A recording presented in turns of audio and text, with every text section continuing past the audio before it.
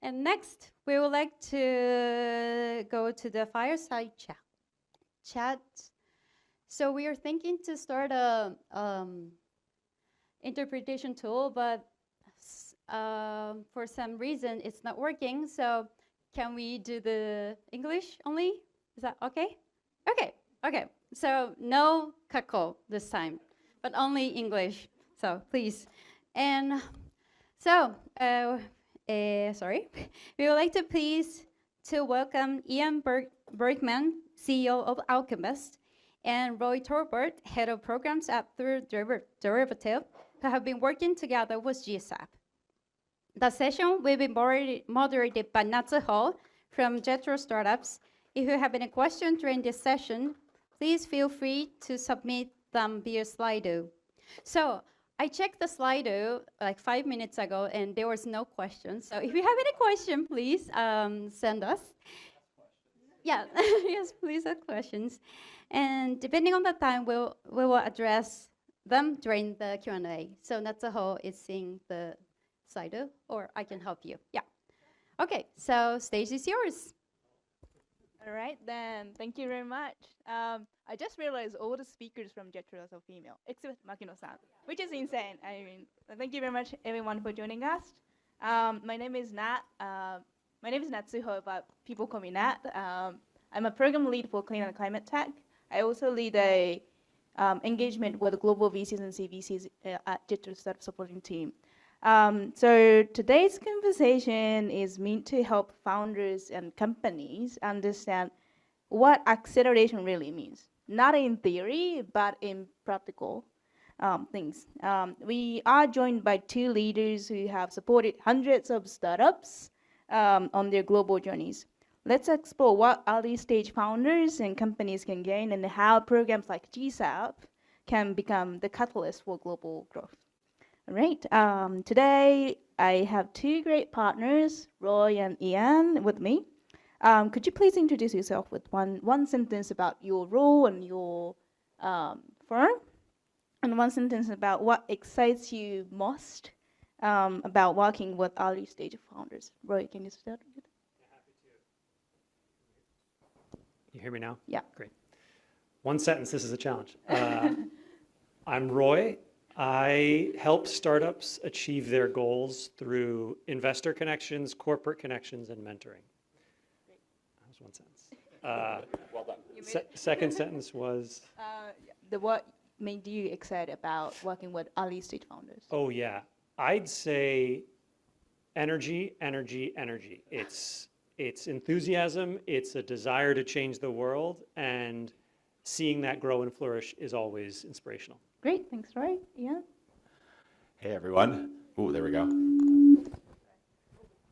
All good. Yeah, no, I'm Ian. Can I start with the second question? What excites me? Yeah, sure. Because I am a giant nerd.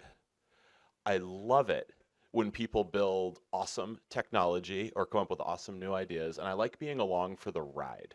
So thank you for that as founders, because like it's a huge privilege to be at the cutting edge of what's coming next. And I'll use that to transition into my one sentence about who I am and what we do. I'm Ian. I lead Alchemist Accelerator. We work with enterprise tech startups. We've been doing so for about 14 years, and all the things that Roy said, we're here to help, and we want to do our best to do so. Awesome. Thank you very much. It was like 3, but it's okay. Thank you very much for a quick introduction. Before jumping into the main session, I would like to understand who's in the room. Could you raise hand if you are founder? Okay, great. Yeah, true. CEO? Okay. CTO? All right. COO? Okay, quite a lot of CEOs, that's nice. What about head of global business development? No. Okay, cool. Experience with Jetro programs in the past, like other GSAP program, J2X program. Okay, cool. Thank you very much. Sector, please raise your hands if you are in software or SaaS business. Okay, cool. Anyone in climate, energy, sustainability? Right, great. Manufacturing. Okay, cool. What about stages? Pre-seed or seed stage? Okay. Series A? Series B onward? Okay, pretty much the target we work with. Okay, that's great. That's good to know. Okay. You're the right people. Yeah. Thank you very much for being with us. So thank you very much for all participating in the questions. Now that we have a sense of who you are now, I'd love to shift into the heart of the conversation. Means like what acceleration really means for early stage founders. I think you covered in the past session, like introducing the courses, but if you had to describe a core value of accelerators in, short sentences, what would it be and why? Like Yeah, core value of the I'll- accelerators. I'll give it a shot. And I might need a few more sentences to explain it. Yeah, but I think yeah. the Yeah, you can short take your time. tagline is, for me, managing tension. And in at least the world I work a lot with startups, I often ask them to try and categorize, right? Every startup is, in my view, kind of doing something incredibly hard. You're trying to change an existing order. To do that, you have to work in the structures of business that already exist, but you have to do it in a way that kind of fundamentally challenges a lot of competitors. You'll find a lot of customers who don't really get it. Their first reaction is like, well, we'll just keep doing it the way we've always done it. So that's really hard. You have to then live in that uncomfortable place. And I often ask founders, are you experiencing tension that feels productive? Or are you experiencing tension that feels destructive? And that's true within their teams. That's true within themselves as they're facing all these challenges. It's also true with their customers. If they have a pilot, they might be hitting all these challenges. And then I always ask them, do these challenges end up feeling like it's helping your company, or is it really setting you back? And I think just being able to differentiate between when that immense challenge of being a startup is helping you towards your journey versus when it's actually setting you back is one of the toughest things to do when you're in the middle of it. You're kind of in the middle of the storm and you need some of that helpful perspective from outside. When they think the challenge or the things they are working on that actually kind of pull them back to scale, what would you say that? Yeah, first of all, it really helps to just get folks who are sort of in the middle to take a breath. We have this expression, I hope it translates fairly well to more of a Japanese audience, but we call it the balcony and the dance floor. And so when you're on the dance floor, you are dancing, you are moving with everyone else, you can't really see the whole picture. And so I often tell a founder, it feels like you've been on the dance floor for the last 2 weeks since we talked. Take a moment and step back mentally to the balcony. Because on the balcony, you can see all the patterns that are happening below you on the dance floor, right? You have this concept of this has been happening. I've always had this hard conversation with my software team. They keep telling me it's not possible. So pull back to the balcony and say, why do we think that's happening? What are some of the underlying dynamics of this moment that you're observing? It helps to just even physically take that deep breath and say, what am I observing? Rather than I'm really fixated on this immediate problem or this immediate challenge. Very interesting. Ian, do you agree with that? I do. I'm honestly gonna steal that saying because I think it's really good. I think want to build on some of the things that Roy said to talk about the value of an accelerator. You talk about selling innovation, and it's hard. It's hard because you all are trying to get people to do like literally the thing they want to do least, which is change behavior. Right? There's an enormous amount of inertia in every human, in every system, in every workflow. And nobody wants to change. But that's what you're selling. You're selling change, right? The value of an accelerator is helping you figure out how to catalyze that change because you don't know how to do it. You would not be in this room right now if you definitively knew how to get your customers, your partners to change behavior. The problem is if you don't know how to do something, you need to figure it out and you need to figure it out iteratively. You need to fail a lot. So what an accelerator sometimes helps you do is within a defined period of time, that's the word accelerator, fail enough times to learn how to succeed. And that is very powerful, right? Edison built like 5,000 light bulbs, I don't know, before he figured it out. It was a lot and it took years. We want to set time bounds, iterate quickly, learn from failure, and then all of a sudden, ideally, you know, step back off, I'm going to butcher your analogy, but you step up onto the balcony, realize you completely understand the patterns, and can go out and sell and drive your vision into the world. It's very interesting as well. Well, I would like to following up those kind of comments in the kind of different angles. From your perspective, what is the biggest misconception founders have about accelerators? Some people do think like, you know, accelerators are only for early stage founders and companies needing money or something like that. But what's the misconception you've seen in the past years? I want to jump in on this one because I've got a soapbox here, which is a saying that's something I say way too much. I'll try and keep it short. No, I think it's a fair point. Like accelerators they can be appropriate for all stages, all categories, all kinds of things, right? It's a concept. Here's the biggest misconception. This is the one that annoys me the most. So apologies if you share this. You don't have to tell me. Accelerators are not here to do your work for you. People come in all the time to our programs thinking that we can walk them in and close a deal for them, that we can figure out their product. No, we can't. We don't know your business. We don't know your technology, right? We can help you do that. Ideally, in an accelerator, you are not outsourcing your work. You can hire people and contractors and vendors to do that. In an accelerator, you are making yourselves better, more resilient founders so that you can figure out how to deliver your vision more effectively. So accelerators are not there to build things for founders. Yeah, we don't do it for you ever. So Yeah. work. Can I just build on that a little bit because I think you hit it spot on. I often say to our startups, there's again another expression I'll offer, is comparison is the death of joy. And so no startup's journey is going to ever be like another one.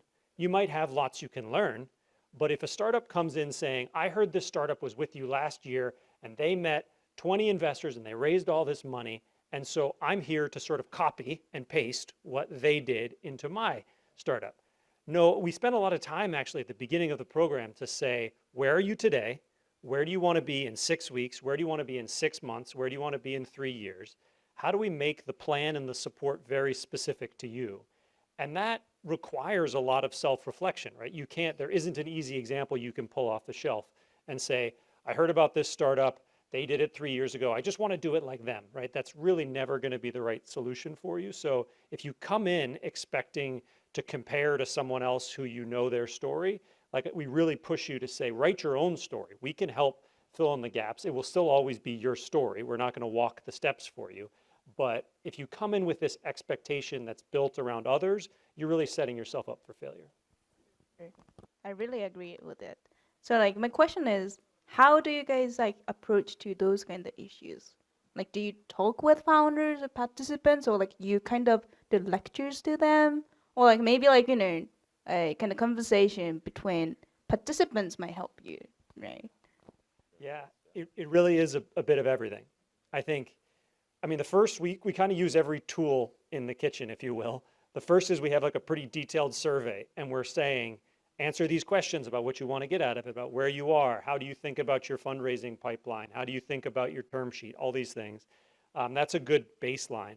But then you're going to have some conversations with, we call it our account managers. That's the expert who works with you throughout the program. We also designed part of the Tokyo boot camp. I think many of the subparts of GSAP have a boot camp at the start, and that's a great moment to both just set back, right? A lot of founders don't usually have time. You will have time in there to just often write on a piece of paper and then talk to people about what you wrote and get into that. And then, more of those spaces. We found sometimes it was the drinks after the first night when everyone really started to loosen up and talk about it and be like, oh, what I'm really struggling with is this. And then it starts to come out and you can work with that.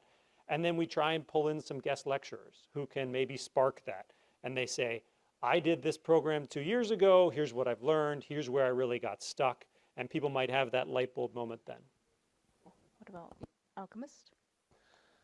I mean, one of these times we'll disagree just to make it interesting, but everything just that was just said, I think is true. A couple, there are some tools in our arsenal. That boot camp is a system shock. It's ours is anyway. It's designed to be like it's fun, but there is a little bit of shock and awe, and we're gonna try and scare you a little, just a little bit, right, to get you out of your comfort zone, right? That is a tool. The coaching dynamic is a tool that we lean on very, very heavily, right? So we try and find coaches who are accomplished in a field or an area of challenge to you, who are there to push, to prod, to ask the right questions. Usually not to teach, we have other ways to teach, but to really help you sort of chart your own course, right? So we lean very heavily on the coaching dynamic. And then, yes, I guess I think many or all of the programs have an immersion experience in your target market. And that is actually a very important time because, I mean, one, like if you're going to go to a market, you got to be there. Actually, at some point, you really can't do it from afar. But two, it helps you really contextualize and see what's different, right, from what you're used to. Whether it is commercial pace that is 1,000x what you're used to, whether it is an industrial base that has absolutely no idea what advanced manufacturing means, but they think it's important. Like, who knows? It helps you contextualize it. So we've got a bunch of tools. Each of these programs are truly outstanding programs with a bench of experts, and you just need to figure out which one fits you the best, and then lean in. Oh, I've been talking too much. I'm going to say one more thing. The accelerator forces you to choose whether or not to lean in and take advantage of it. If you don't put anything into it, you're going to get worse than nothing out of it. It's actually worse than not participating because you've just wasted your time and energy when you should be focused on your business. So you will see our programs that are structured not to tell you what to do, but to give you the opportunity to really lean in and take advantage. And you're going to learn something about yourself as a founder through that experience. That's very cool. I mean, like, I'm a huge fan of Alchemist and D3, to be honest. I really enjoyed, so I did lead the sustainability course last year, and I enjoyed it a lot, and I love it. I'm so happy to, collaborate with you guys this year again. But when I talk with founders and companies, many founders and companies say they think they should be ready before going global. What would you say to them? Maybe this will be our point of disagreement. Perhaps not. I'll give it a quick shot, and then I'd love to hear your... Yeah, go say your thing, and then I'm going to argue with you. Yeah, perfect. What comes to mind for me for this question is a little bit from the world of sports. So if you're building actually a team of really great young athletes, some of the best research says you have to push them to compete early against athletes who are often older and stronger than them, so they continue to push themselves out of their comfort zone. And I think a lot of founders, when they're thinking about a new market, kind of have this, I call it the checklist problem, which is they think everything has to be 100% solved. They have to have the answer to everything. And absolutely preparation is helpful, and there's lots of tools, including this course, that can help you. But I also warn them, waiting until you've figured absolutely everything out is also a risk of its own. So I think there's value of sort of recognizing that moment of, we have a market fit. We have lots of signals from possible customers. We might not know exactly everything about where we're going to land and how we're going to operate, but doing it when it still feels a little bit challenging and it pushes you outside of what's comfortable, that to me is often the sweet spot. I see. So fail fast. Fail fast. I think put yourself in a situation where honestly a failure that you learn from and improve from is not a failure. That's a gift you've given to your future self and your future company, really. Yeah, 100%. I mean, I'm not really going to fully disagree with you, but I'm going to be more blunt. You're never going to be ready. What do you mean? What do you mean be ready before you do something? Like, how can that possibly be true if you are building something new? right? Here's what you can be ready for. And this is what I think you can diligence on. You can ask yourself, do I have enough signal to understand that it is worth my time to go explore and figure out if market expansion, market entry, going to another market is worth it? Because the first thing you're going to do is not enter a new market. It's going to get data to tell you whether or not your hypothesis that you should enter the new market is correct, and it might not be. And as Chris said, that's a gift to yourself. So, your decision point now is not, am I ready? You're never going to be ready. Your decision point now is it worth my time, given everything else that you can be doing with your somewhere between 30 and 144 hours a week you're working on your business, to go explore a new market? Because here's the one thing I'll say. You can't, I was going to say a bad word, you can't put 50% effort into this. Yes, you're still running your business and all that, but this is going to be sitting at the top of your cognitive load for a period of time. Yeah, but you're not going to be ready. Are you kidding me? I'll build on that a little, which is, I'm going to argue with you. no, you said it in your opening remarks, right? Focus. Focus is what we really want to see with our startups. And going to a new market is inherently a moment where it's actually super hard to focus, right? Because you have to keep your foundation strong. You're thinking about, am I going to incorporate other entities? Am I going to hire staff in this new market? How do I choose between all these potential places? All those types of questions are going to distract your focus. And so I think it's exactly at that moment that you can lean on the expertise of an accelerator and mentors and lawyers and others who will be able to tell you, look, these 10 things are laws or fixed or hard constraints. These 10 things, if you show up at the right moment and have the right conversations, you can create your own package that might make you a great startup fit in Detroit or in San Francisco. Being able to differentiate between those and then getting a bunch of questions back to you. And I often say, if you're at the stage of considering it and your mentor has given you 20 questions and 19 of them you'd never even thought about before, it might be the time to take a beat and say, let's think a little more. But if that starts to narrow down to like only one or two of that list, but all the others you've planned for, again, you're sorting the signal from the noise. I see. That's super interesting. But I mean, like every time I hear advice from accelerators, VCs, it's very hard to be the ideal founders, I would say. It's impossible. It's impossible, right? But the question I have is like, what kind of founder mindset, or like can be like startup mindset, I would say, makes the most out of program like GSAP? Is it like fast, quick decision making, or? Yeah, it's a great question. And I'm going to repeat some things that I said before, but try and emphasize them. You're going to get the most out of a program like one of the ones offered through GSAP if you are in learning mode, which means every interaction, every success, every failure is something you're going to internalize and act on. And if you are genuinely ready to embrace that founder mindset of taking risk for potentially high reward. I mean, I'm going to be honest, this is a fairly low risk thing, but there's risk and opportunity cost, right?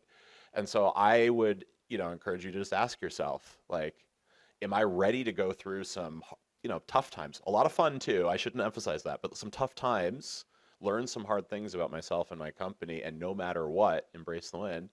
And am I ready to, be the first penguin to jump off the iceberg and see what's in there? If so, yeah, go for it. That's really exciting, right? You have? Yeah, again, I love that. And I think the whole industry, we're both accelerators and investors and been in this industry. It's all about calculated risk. And startups are doing the same thing, right? You're looking at all your options, you're trying to calculate risk. So I think that the founder mindset that I look for is kind of actually a tricky one.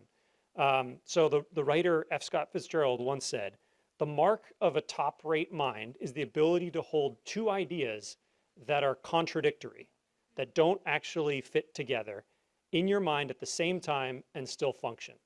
And I think that's kind of exactly what a great startup founder does. I want a startup founder who will go there and say, my idea is the best in the world. It's going to change how you do business. My product is game breaking. I want all those things to be really their core belief. At the same time, I want them to know, and if I get a one-on-one, they can say, here's where my product can improve. Here's where my competitors are doing things better than me. Here's where I need help. At some level, right, those two groups are in contrast with each other, right? They believe they have the absolute best product, and they know exactly all the ways their product is flawed.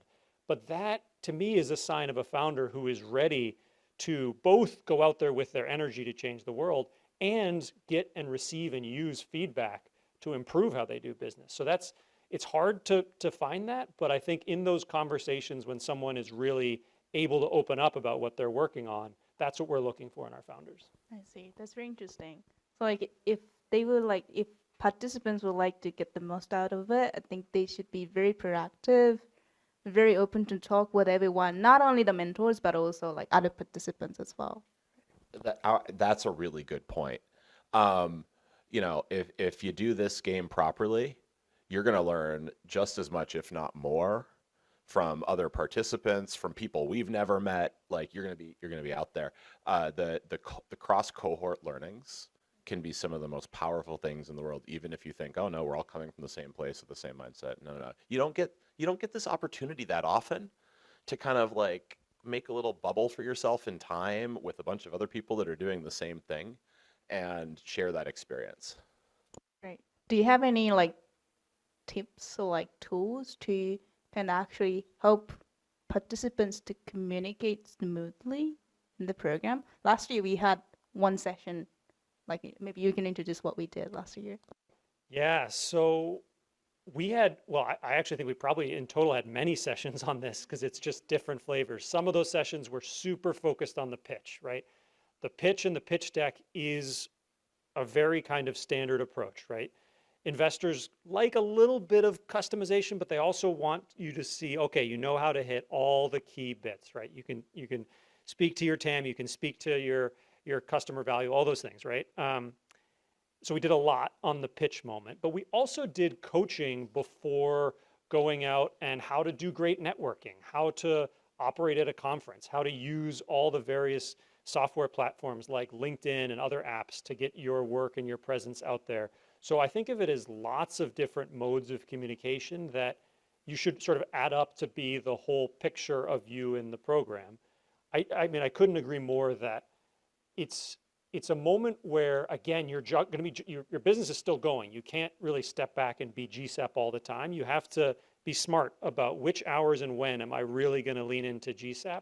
But if you bring yourself in those moments to say, I'm here to meet these 10 people. We did this often, Nat, you might remember, we called them ask and offer sessions.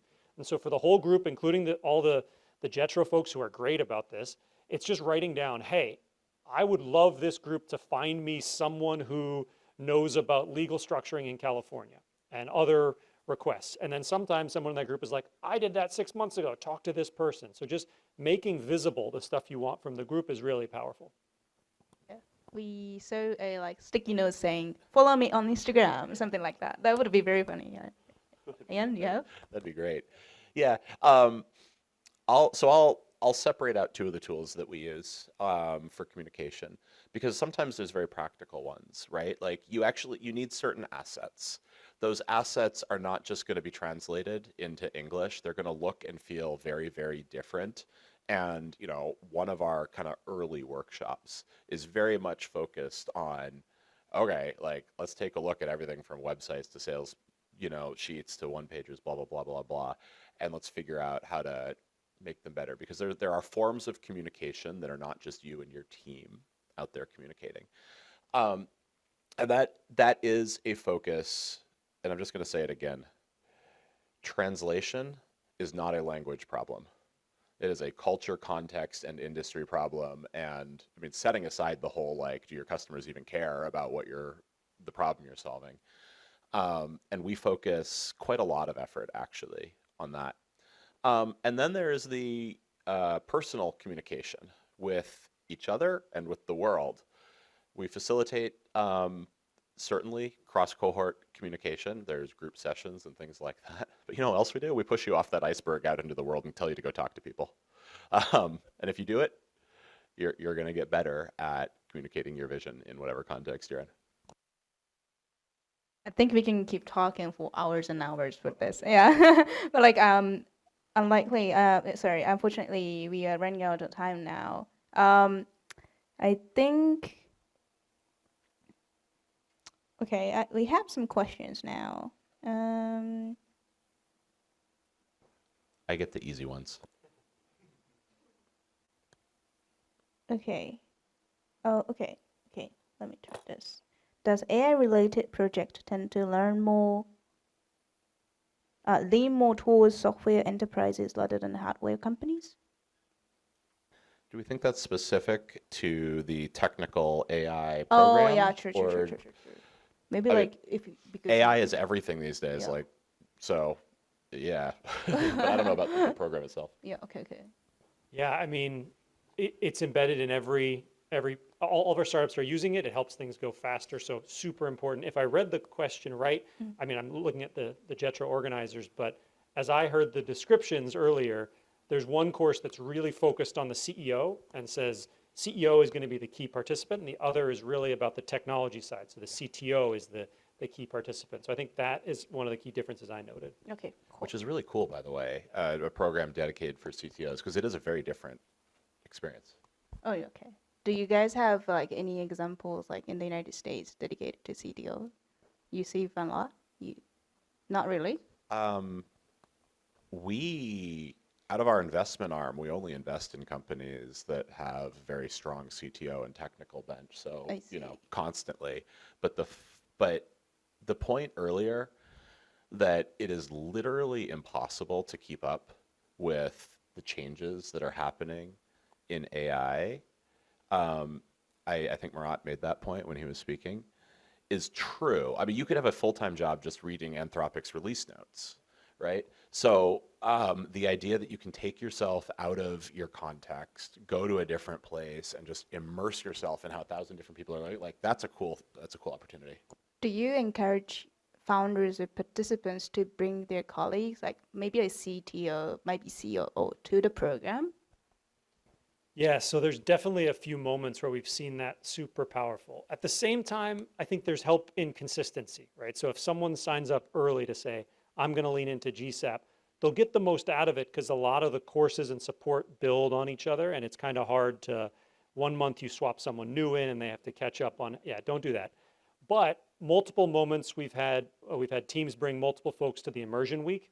That can be great if the travel budget can encourage it. We've seen multiple people show up to either parts of the boot camp or particularly like the social evening after the boot camp. Great time to get the rest of the team plugged in. For us, I think we will encourage a CEO or a CTO or whomever to participate. I think it's a great moment for the startup to say, okay, is the global expansion question really built around the intersection of the technical side of our product with the market, or is it more of a business question and those other key relationships? That'll drive a little bit who and what perspective is going to get the most value out of it. I know we're short on time, but I'm going to use this to launch into something else that I think is actually kind of important. Sure, our participants bring along friends, et cetera, as long as there's consistency. We really encourage the CEO to participate for a commercialization focused thing. And really, why? Because until you get to like a Series B, Series C stage company, the CEO has to be able to sell. And now I'm not gonna lie, this is hard because it means you have to consider language issues, et cetera. But fundamentally, in the market you are trying to enter at the stage, if you're in a seed to Series A stage, the CEO is expected to sell. And so bringing along people as complementary folks, additional training, all of that is good, but it is not a substitute for a market expectation that sometimes is annoying, sometimes is hard, but is not going away. Great, thank you very much. I think we gave a lot of messages and advice and some features of the program through this conversation. I hope you enjoyed it. We will be around during the networking session. Looking forward to speaking with you and see what we can help for it. Right? Thank you very much. Thank you.